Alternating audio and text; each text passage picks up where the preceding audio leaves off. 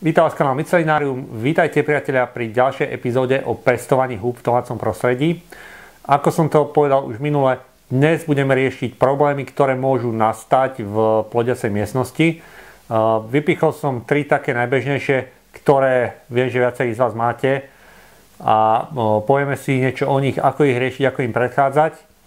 A začal by som hneď na úvod bod číslo 1 a najväčší problém, ktorý viem, že veľa z vás rieši, a to je CO2.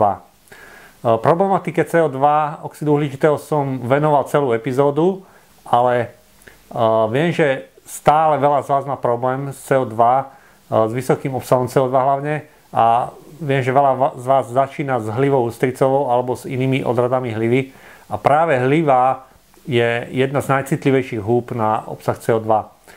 Takže vysoký obsah CO2 znamená zdeformované plodnice. Spravidla sú to dlhé stonky, malé klobúky, vytvárajú až také lievikovité útvary, tie hľivy ústricovej. A je to niečo, čomu sa chceme vyhnúť. Takže viem, že veľa z vás to stále rieši. Ja vám poviem, čo s tým treba robiť. Vysoký obsah CO2 je zapričený tým, že práve hliva je vysoký producent CO2. Hliva produkuje obrovské množstvo CO2 a my to musíme odvetrať a odventilovať. Pokiaľ máte nejaký ventilátor v plodiacej miestnosti, ktorý beží, môže bežať často, môže bežať každú hodinu, ale pokiaľ ten vzduch iba cirkuje v rámci tej miestnosti, samozrejme nemá to žiadny zmysel, pretože to CO2 tam stále ostáva a ten vzduch sa iba premiešava, ale v podstate nič sa nedieje. Takže my musíme privádzať čerstvý vzduch z vonkajšieho prostredia a hliva ústricová, hliva modrá sú veľmi náročné na vysoký obsah čerstvého vzduchu, takže musíme prinášať veľké množstvo čerstvého vzduchu z vonkajšieho prostredia. Takže pokiaľ máte ventilátor, musíte mať aj buď okno alebo nejaký otvor, ktorým privádzate vzduch z vonkajšieho prostredia. Tým pádom samozrejme s tým je spojená aj vlhkosť, pretože čím viac vzduchu tam priženiete, tým sa nám znižuje vlhkosť, takže treba tam nájsť nejakú zlatú strednú cestu, aby sme tam mali vysokú vlhkosť a aby sme tam mali aj dostatok čerstvého vzduchu. Pokiaľ vidíte, že tie plodnice sú zdeformované, že sú veľmi natiahnuté, že sú malé, že nevypadajú tak, ako vidíte napríklad v obchodoch, je to CO2, nie je to nič iné. Viem, že viacerí z vás písali, či to môže byť napríklad to, že je tam málo svetla, že tie huby sa ťahajú za svetlom a podobne. Huby sa neťahajú za svetlom, huby sa ťahajú za čerstvým vzduchom. Takže pozor, ako náhle sú tie plodnice malé, sú pretiahnuté, sú dlhé stonky a podobne, je to vysoký obsah CO2. Žiadny iný problém tam nie je, len vysoký obsah CO2. Ďalšia vec, CO2 je ťažšie ako vzduch, klesá dole, takže tie huby treba umiestniť na nejaké vyššie pozície. Čiže nie je dobré dávať ich úplne na zem, treba ich dať vyššie a keď je tam aj CO2, tak ono klesá dole. Takže radšej umiestniť tie sáčky s plodnicami so substrátom vyššie a to CO2, aj keď klesne dole, aj keď je tam zvýšený obsah, až tak to nevadí. Takže vysoká ventilácia, vysoké prúdenie vzduchu a umiestnite sáčky trochu vyššie. Pokiaľ tam aj tá vlhkosť je trochu nižšia, stačí to rosiť. Hliva nie je až tak úplne náročná na tú vysokú vlhkosť. Takže pokiaľ tam máte tú vlhkosť okolo, dajme tomu 60%, čo nie je úplne ideálne, ale aj tak, ak to 1-2 krát za deň budete rosiť, úplne bez problémov tá hliva porastie. Ale tá CO2 je skutočne veľký nepriateľ. Takže pozor na to a pokiaľ uvidíte dlhé pretiahnuté plodnice, malé trsy, tak je to určite CO2. S týmto naväzuje ešte jedna vec. Viacerí z vás mi písali, že vám tie plodnice vysychajú. To znamená, ten substrát nasadí veľké množstvo plodníc, vyrastie možno 1-2 a tie ostatné vyschnú. Toto je problém, ktorý už je pri druhej úrode alebo tretej úrode. Prvú úrodu, tam spravidla všetky plodnice prežijú, máme krásnu úrodu, pozbierame. Pri tých ďalších môže sa stať, že ten substrát nasadí veľké množstvo plodníc, ale veľa z nich vyschne a prežijú iba 1-2. Nie je to vlhkosťou, nie je to ani CO2, nie je to ani ničím iným. Je to tým, že ten substrát už v podstate tej ďalšie plodnice neuživí a tie plodnice vyschnú a ostanú len tie, ktoré dokážu prežiť, ktoré ten substrát dokáže ešte uživiť. Takže vysychanie plodníc to nie je problém, to je normálny jav, pretože už tie ďalšie úrody, druhá a tretia úroda už sú v podstate menšie a menšie. Pri tej tretej úrode už hovoríme len o niekoľkých kusoch. To znamená, pri hlive ústricovej z jedného sáčku vyrastie už skutočne len pár kusov. A všetky ostatné, ktoré aj ten sáčok nasadí, spravidla vyschnú. Takže toto vysychanie to nie je žiadny problém, nie je to vlhkosťou ani ničím iným. Je to len tým, že ten substrát už je v podstate vyčerpaný a dokáže uživiť len maličké množstvo plodníc. A spravidla po tej tretej úrode už vidíte, že už sa tam chytá pleseň a ten substrát je v podstate vyčerpaný a už ďalšie úrody nebudú. A tá tretia úroda je v podstate väčšinou signalizuje koniec a substrát môžeme vyhodiť do kompostu. Pokiaľ je tam pleseň, nie je to žiadny problém. A mal som aj také otázky, môžete to kľudne použiť do kompostu. Pri kompostovaní to vôbec nevadí. Ten substrát sa rozloží a krásne skompostuje. Prípadne ja to používam aj, že ten substrát, pokiaľ nie je veľmi plesnivý, normálne ho rozložím na záhony a ono pekne sa zapracuje do pôdy, tú pôdu nám odľahčí a zásobuje živinami. Takže aj takýmto spôsobom sa to dá využiť. Ďalší problém, ktorému by som sa chcel venovať, sú mušky, ktoré sa môžu vyskytovať v plodiacej miestnosti. Viacerí z vás viem, že s tým majú problém. Tieto mušky to nie sú tie klasické octomilky, ktoré možno poznáte, keď máte doma nejaké prezreté ovocie a podobne. Je to úplne iný druh, volajú sa smútivky a sú to mušky, ktoré bežne nájdete pri izbových rastlinách, v kvetináčoch a podobne. Je to niečo úplne iné ako klasické octomilky, takže aj spôsob prevencie, prípadne likvidácie je iný. Smútivky sa zdržujú spravidla v substráte. Bežne v čerpníkoch oni kladú vajíčka do substrátu a tam potom sa liahnú larvy a z nich potom tie samotné mušky. Tieto mušky sa môžu objaviť aj vo vašej pestovateľskej miestnosti. Najlepšia je prevencia, to znamená najlepšie je, keď sa len tam tie mušky nedostanú. Problém, ako sa môžu tieto mušky dostať, je pokiaľ skladujete v blízkosti vašej plodiacej miestnosti nejaké izbové rastliny s nejakou zeminou a v podstate tieto mušky sa môžu bez problémov dostať do vašej plodiacej miestnosti. Stalo sa to aj mne, pretože moja plodiaca miestnosť je v pivnici a v blízkosti v podstate skladujeme v zime, zimujeme tam nejaké rastliny v kochlíkoch, v čerpníkoch a podobne. A v podstate z týchto kochlíkov, z tohto substrátu sa tie mušky dostanú aj do plodiacej miestnosti. Čiže ideálna je prevencia v blízkosti plodiacej miestnosti neskladovať nič, žiadne izbové rastliny, žiaden substrát, kde by sa tieto smútivky mohli vyskytovať. A pokiaľ sa už vám tam tie mušky dostali, dôležitá je takisto čistota. To znamená vyčistiť celú miestnosť. Odporúčam aspoň raz za mesiac nejakým prípravkom s chlórom, napríklad sávom proti plesniam a nič podobne, pretože tým sa zbavíme aj možností rozširovania nejakých plesní. Takže dezinfekcia a pokiaľ už tam tie mušky máte, odporúčam pozrieť si, kde sa vyskytujú. Pokiaľ tam máte napríklad sáčok, v ktorom máte casing, je veľká šanca, že práve v tomto casingu tie mušky budú a budú tam klásť vajíčka a v nich sa budú ľahnúť larvy a z nich tie mušky. Takže pokiaľ len takýto sáčok máte, odporúčam vyhodiť, alebo je tu možnosť boja s týmito muškami a sú v podstate také bežné overené rady, ako napríklad drevený popol, že ten povrch posypete jemným popraškom dreveného popola. Skúšal som to aj ja, celkom to funguje. A potom sú to rôzne lepové pásy, lepové dosky a podobne, ktoré takisto fungujú na tieto smútivky. Ja som používal buď klasické mucholapky, mololapky, alebo potom sú také žlté lepové doštičky, ktoré sa pichajú priamo do črepníka a ktoré som aj ja pichol priamo do substrátu. Takisto fungujú. Pokiaľ ich tam už je príliš veľké množstvo, tak odporúčam substráty odtiaľ odstrániť, celú miestnosť vyčistiť a začať znova. Pretože pokiaľ je tam veľké množstvo, už to nie je nič pekné, keď máte všetky plodnice pokryté muškami a podobne. Takže vtedy odporúčam už normálne drastické riešenie, všetko vyhodiť, vyčistiť a začať znova a dať si pozor, pokiaľ sú tam v blízkosti nejaké izbové rastliny a niečo podobné, premiesniť to, dať to niekde inde a v podstate držať tú miestnosť v čo najväčšej čistote. Ale sú ešte ďalšie spôsoby boja.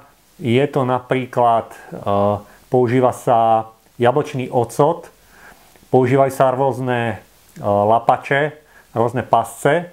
Práve jablčný ocot myslím, že patrí medzi také tie domácké rady, kedy dáte do nejakej myštičky jablčný ocot, tie mušky sa tam v podstate utopia, alebo môžete si pozrieť aj na internete, existujú nejaké návody, také v podstate babské rady, ako sa hovorí, ako sa týchto mušiek zbaviť, alebo potom predávajú normálne lapače na tieto mušky, ktoré v podstate umiestnite do vašej plodiacej miestnosti a tie mušky za tým idú, tam sa utopia a už sa ďalej nerozširujú. Takže buď nejaké lapače, mucholapky, mololapky, lepové pásy a podobne, tým v podstate zdecimujeme tú populáciu a potom napríklad ja mám osvedčený popol, drevený popol, taký jemný poprášok na povrch toho substrátu.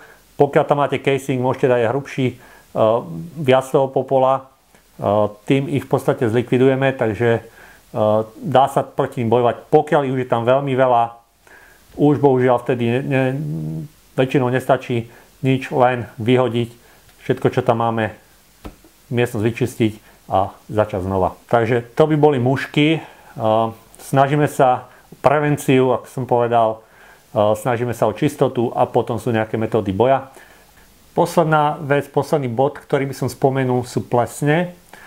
Plesne sú veľmi nebezpečné, určite to viete, určite viacerí z vás mali už problémy s kontamináciou, takže viete, že pri húbách sú plesne veľmi nebezpečné pri pestovaní húb. A takisto v plodiacej miestnosti sa snažíme o čo maximálnu, čo najväčšiu čistotu a maximálnu dezinfekciu a čistotu celej miestnosti. Takže pokiaľ tam máte nejaký sáčok so substrátom, ktorý už je v podstate odrodený, to znamená, že už prebehli nejaké 2-3 cykly plodenia a vy ešte čakáte, že možno ešte tam niečo vyrastie, ešte tam vidíte nejaké primordia, že možno ešte tam bude pár plodníc, ale už tam vidíte, že už sú tam niekde náznaky plesne, nečakajte, okamžite odstrániť a vyhodiť. Ako náhle zbadáte na nejakom substráte pleseň, okamžite odstrániť z plodiacej miestnosti, vyhodiť, zlikvidovať, nečakať, že sa to ešte preberie alebo ožije, alebo že tam vyrastú ešte nejaké plodnice.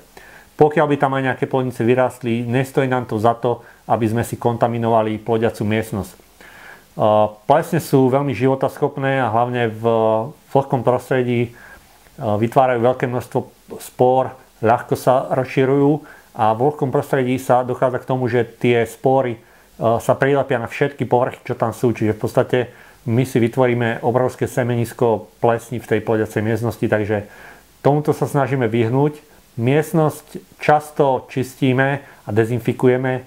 Odporúčam 1-2 krát za mesiac normálne sávo proti plesniam alebo nejaký iný čistiaci dezinfekčný prostriedok, najlepšie s chlórom. Nebojte sa toho, krásne nám to vydezinfikuje, vyčistí. Zbavíme sa plesní, takže nejakým silným dezinfekčným prostriedkom vyčistiť, vydezinfikovať celú miestnosť. Pokiaľ sú tam plesne, pokiaľ vidíte, že v nejakom substráte už sú plesne, odstrániť z plodiacej miestnosti, vyhodiť, zlikvidovať. Môžete bez problémov dať do kompostu, tamto problém nie je, ale už v plodiacej miestnosti nemá čo robiť.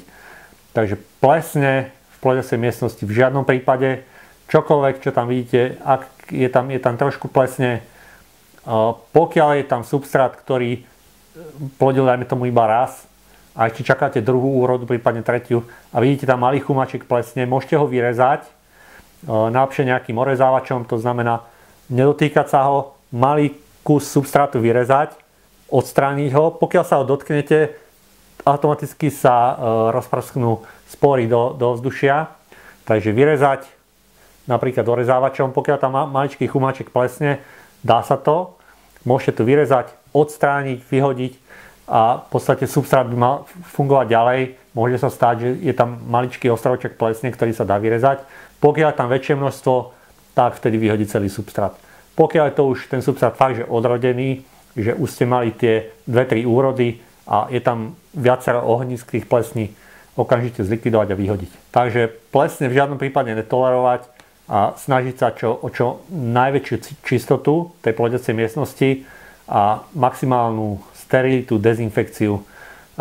Aj tie sáčky, v podstate, keď ich dávate do plodiacej miestnosti, môžete z vrchu normálne utrieť buď nejakým dezinfekčným čistiacím prostriedkom, police, ktoré tam máte, steny môžete postriekať, dajme tomu tým sávom alebo niečím, pravidelne čistiť, dezinfikovať a nebudete mať problém s plesňami a tým pádom potom bude aj vyššia úrodnosť, pretože pokiaľ tam bude tých plesní veľa, vy si to možno ani nevšimnete, ale tie sáčky s tou úrodou už v podstate po prvej úrode, po zbere tej prvej úrody už začnú vykazovať známky plesní. Pokiaľ je tam veľa spôr vo vzduší, ten substrát už si nedokáže bojovať a začnú sa tam objavovať ohniska plesní na povrchu toho substrátu. Čiže prídete o druhú alebo tretiu úrodu. Takže skutočne čistiť, dezinfikovať, nepodceňovať to. Plesne sú veľmi nebezpečné pri hubách. V podstate čerstvý životaschopný substrát sa vie plesniam brániť. To znamená, pokiaľ vy ho tam dáte, je tam vo vzduchu veľké množstvo plesní, ten substrát vám zarodí, bude tam veľké množstvo plodníc, krásne vám zarodí, ale už po zbere prvej úrody ten substrát už bude čiastočne vyčerpaný a už nedokáže bojovať s tými plesňami a začnú sa na povrchu objavovať ložiská a v podstate vy prídete o ďalšie úrody plodníc. Takže takisto plesne nepodceňovať, dezinfikovať, čistiť. Myslím, že toto sú také najväčšie problémy zatiaľ, s ktorými som sa stretol, ktoré viem aj od vás, že mi posielate v podstate nejaké otázky a návody, že ako na to, čo s tým robiť. Takže v podstate aj pre všetkých ostatných, ktorým som nenapísal, aby ste vedeli, čo sa s tým dá robiť. Toto sú také bežné problémy a také základné návody, čo s tým. Myslím, že tým by som to zakončil. K tomu CO2 ešte sa vrátim na sekundu. Pokiaľ máte merák na CO2, tak to ideálne rozmedzie obsahu CO2 vo vzduchu je 500 až 800 ppm. Pokiaľ máte obsah CO2 v ovzduší 500 až 800 ppm, určite nebudete mať žiadny problém, tie plodnice budú pekné. Pokiaľ už ten obsah bude vyšší, tak pri veľa druhov húb už tie plodnice začnú byť zdeformované a začnú byť buď natiahnuté, buď to budú dlhé stonky, malé plodnice, také lievikovité, alebo pri šitake napríklad sú tie plodnice úplne poskrúcané, kadeako zdeformované. Takže tých problémov s CO2 môže byť viacero, ale ten obsah sa snažíme držať pod tých 800 ppm. Pokiaľ merák nemáte, tak huby sú v podstate takým indikátorom, či je tam vysoký obsah alebo je to v poriadku. Dobre, to by myslím, že na tú epizódu stačilo. Tým som to zhrnul. Pokiaľ máte nejaké problémy, ktoré som nespomenul a ktoré sa u vás objavili, kľudne mi napíšte. Ja si urobím nejaký zoznam a po prípade urobím ďalšie video. Pokiaľ toho bude viacej, tak posielajte kľudne aj fotky. Ja ich takisto zverejním. Ďakujem aj užívateľom, ktorí mi poslali fotky, ktoré som zverejnil aj v tomto videu a ktorí mi dali súhlas na zverejnenie. Takže ďakujem aj vám. Je to veľmi dobrá pomôcka, poslúži to aj ostatným užívateľom, takže učíme sa aj na vlastných chybách, aj na chybách cudzích. Ja som sa učil na svojich chybách veľmi dlho, takže práve preto robím tieto videá, aby ste sa vyučili z mojich chýb, prípadne z chýb iných užívateľov, ktorí takisto robia chyby, pretože tie začiatky sú ťažké, ale veľmi ma teší, že veľa z vás má krásne plodnice, krásne to funguje, robíte si aj tie zvlhčovače a všetky tie veci a perfektne to funguje, takže to ma veľmi teší. Ale samozrejme problémy sú, objavujú sa tam rôzne problémy s pestovaním húb, takže kľudne mi píšte, poslať fotky, budem rád a ak bude potom toho viacej, ja to dám dokopy a zase spravím ďalšie video. Zatiaľ vám ďakujem za pozornosť, dúfam, že sa vám video páčilo, pokiaľ áno, dajte nám like, prihláste sa na odber, nezabudnite si kliknúť na ten malý zvonček, aby ste mali upozornenie vždy, keď príde nové video a ja sa na vás teším pri ďalších videách a zatiaľ dovidenia.